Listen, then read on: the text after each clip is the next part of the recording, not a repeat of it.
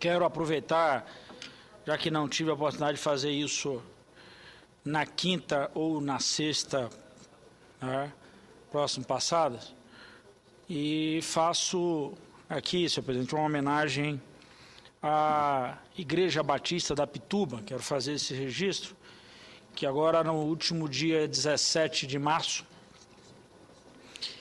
completou os seus 27 anos de aniversário, igreja que eu tenho a oportunidade de frequentar, tive a oportunidade de conhecer o seu nascedouro, não fui um dos seus fundadores, mas o meu irmão mais velho, Natanael Pinheiro, em companhia com o missionário Jackson Day e outras figuras importantes para aquele trabalho, tiveram a ousadia de abrir uma frente ali na cidade de Salvador, no bairro da Pituba, e nesse sábado a igreja completou os seus 27 anos, hoje tendo à frente o pastor Mateus, que saído aqui inclusive de Brasília, da Igreja Memorial de Brasília, hoje dirige os trabalhos. Tivemos a oportunidade de conviver aí já com a minha participação como membro na igreja durante os anos que sucederam, pastores como o pastor Jackson Day, pastor Josué, que está aqui hoje na Igreja Memorial, pastor Silaí Almeida, que toca um trabalho importantíssimo com os brasileiros nos Estados Unidos, o pastor Gessé, mas fui durante muito tempo, como nós costumamos dizer, meu caro Moca, dentro da igreja fui a ovelha do pastor Ivaldo Carneiro.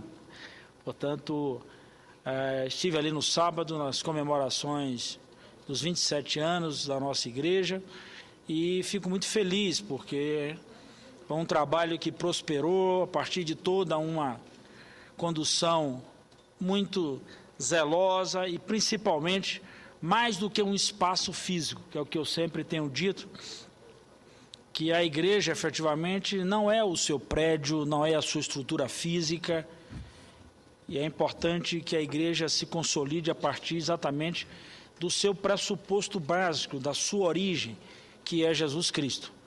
Portanto, nós somos passageiros, a estrutura física mais ainda, mas o que é importante é exatamente a continuidade dessa mensagem deixada aqui para todos nós e que ela possa ser permanentemente trabalhada, absorvida e principalmente vivida dentre nós. Portanto, a todos os membros ali da Igreja Batista da Pituba, em particular ao nosso pastor Mateus, mas eu também aproveito até eu tive a oportunidade no sábado à noite de compartilhar isso, dizer muito da experiência que foi para todos nós, e me refiro nós, à minha família, já que estive ali com a minha mãe e com Sofia, são duas pessoas que marcaram muito a minha vida pessoal, mas eu fico muito feliz quando vejo minha mãe ali, uma senhora de 86 anos, firme no trabalho, ainda em plena atividade,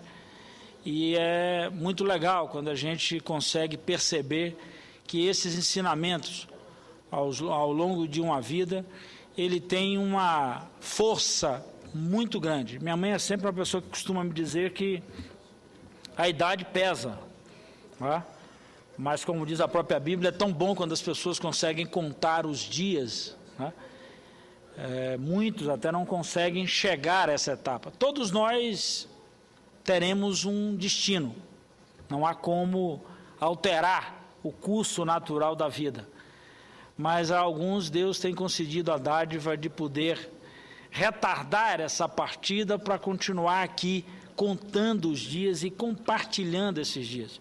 E minha mãe é uma dessas figuras, dessas experiências, que tenho assim uma lembrança muito firme quando criança. A minha mãe, com todo esforço, com toda dificuldade, mas nunca pestanejou, nunca vacilou no aspecto da nossa formação e muito menos ensinando o caminho em que a gente deveria andar.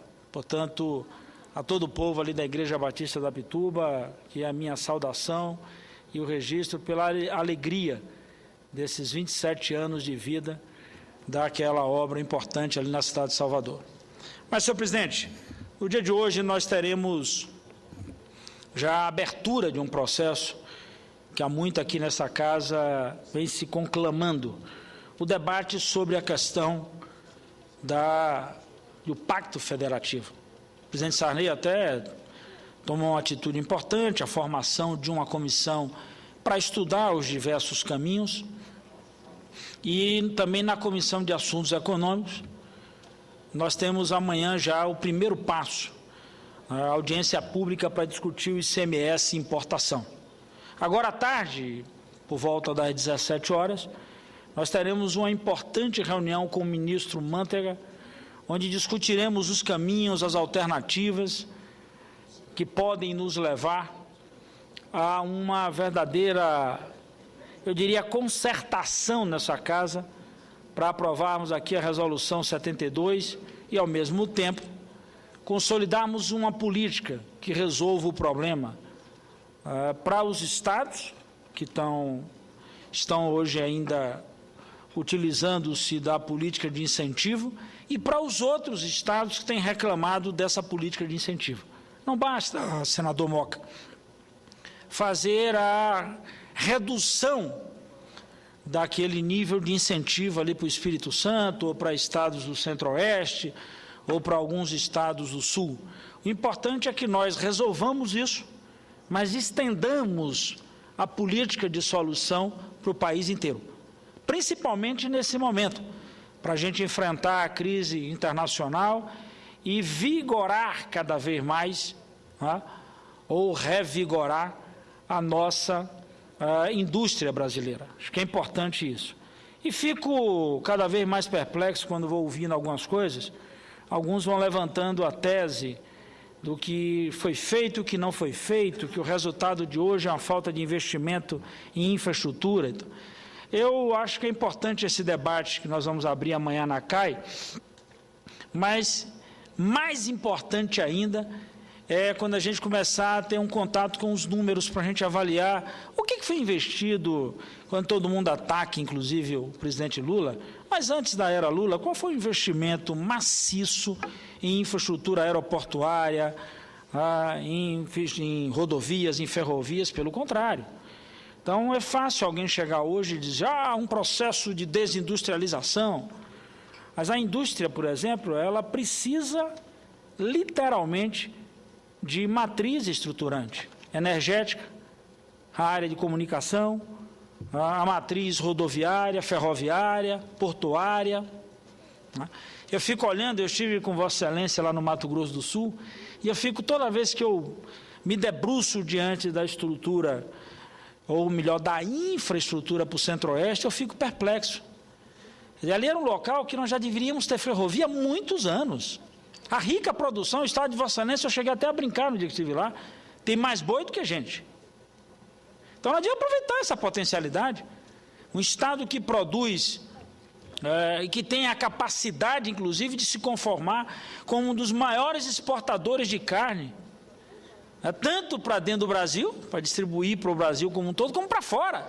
E de grãos também. E agora, quero lembrar uma outra coisa, já que Vossa Excelência tocou nessa questão de grãos, a política de etanol do estado de Vossa Excelência. Então, imagine, quer dizer, nós estamos avançando enormemente nessa política de produção de grãos, de produção na agropecuária. Aliás, a agropecuária foi responsável por 3,9% do nosso PIB. Se não fosse ela, aí o resultado seria muito pior. Mas nós não temos rota de escoamento. Por onde sai a produção do Mato Grosso do Sul? Quer dizer, nós só descobrimos isso agora? Não pode.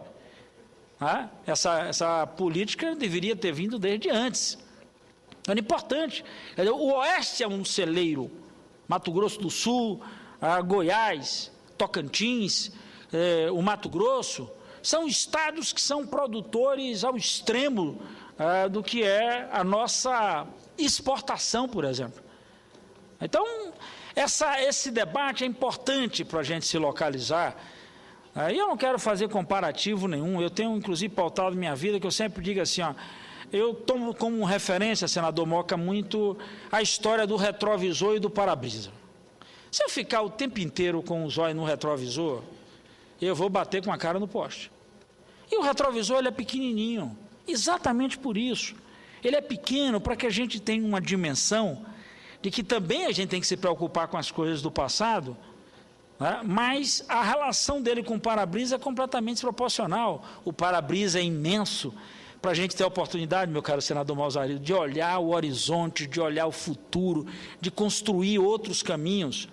Então, portanto, essa é a caminhada que nós temos que fazer. Então, esse debate que se abre hoje é importante. E quem aqui se lembrar dessa tribuna, desde que cheguei aqui, que vem insistindo com esse tema, discutir a dívida de estados, trabalhar de uma vez por todas no FPE que possa resolver graves problemas. Imagine o que é para o estado de Vossa Excelência, senador Malzarido, o estado de Roraima, ter uma quebra do ponto de vista da distribuição dos recursos em nível nacional. Nós não temos um processo de industrialização em Roraima, até porque no passado, muita gente avaliou que lá só poderiam chegar os produtos manufaturados e não mais nenhum tipo de incentivo para que a gente pudesse desenvolver aquela região como um todo.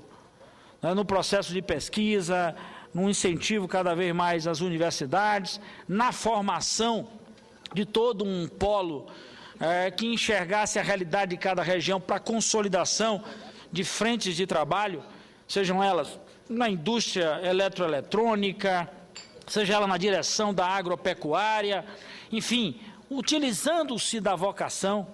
Somente agora, senador Malzarido, dia 9 de março, que nós conseguimos fazer uma reunião para discutir o famoso anel óptico, envolvendo essa região do país, para interligar, para permitir, inclusive, que a utilização dessa matriz de comunicação seja uma matriz para o desenvolvimento.